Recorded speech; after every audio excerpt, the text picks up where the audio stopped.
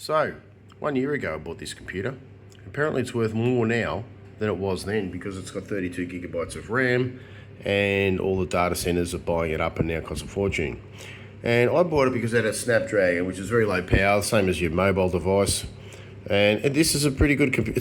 It's more advanced now than it was a year ago. And it's sat there doing nothing for a full year. My thumb is over my email, so I can't really show you. Now, I want to get Linux on it. I've tried several times. I've got a Linux, what does it call it? A bootable zip drive for it. For ARM technology, that's ARM processor.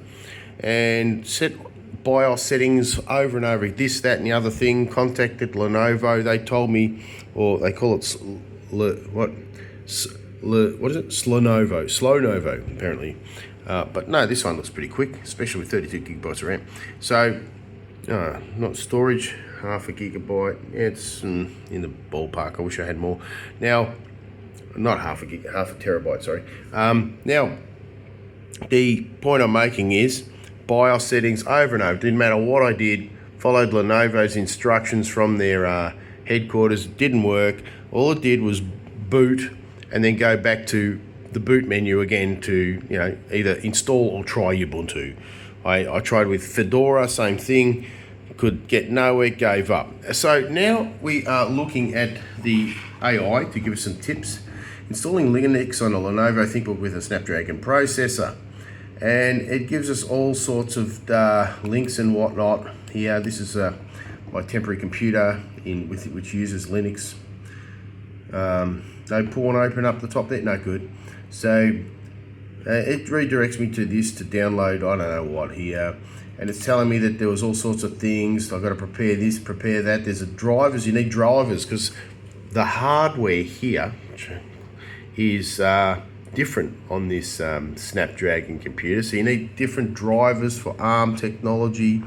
Ubuntu or Fedora have some options there. They don't work, as I said. This, that, and the other thing.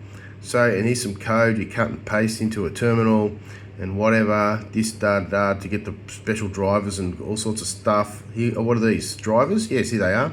Hardware feature, notes, okay. There's some things. Yeah, all this stuff that you need to know, and you can only know if you're an expert in IT. And it's your job, it's your career. And I'm going to bypass all that with this video by contacting this guy. Now, I'm local to Melbourne. I'm sure you'll find a guy somewhere.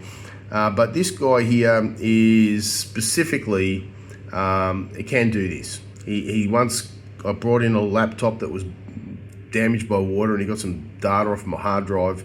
So I rang him up, I said, well, can you do Linux? This is crazy. Can you do Linux on a Snapdragon? He goes, yeah, I can.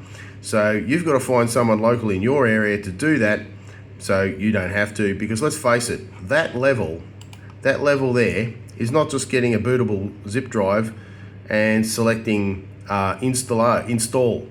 It's a horror story. So that's your solution. Don't even try, or you'll end up with a laptop sitting there for a year like I did. So let's see how we go, and I'll post a video of my Linux when it's up and running. I gave him options. I said, I don't need no Ubuntu. If you can do it with Fedora, do that, or whatever, Mint, whatever. I just want Linux.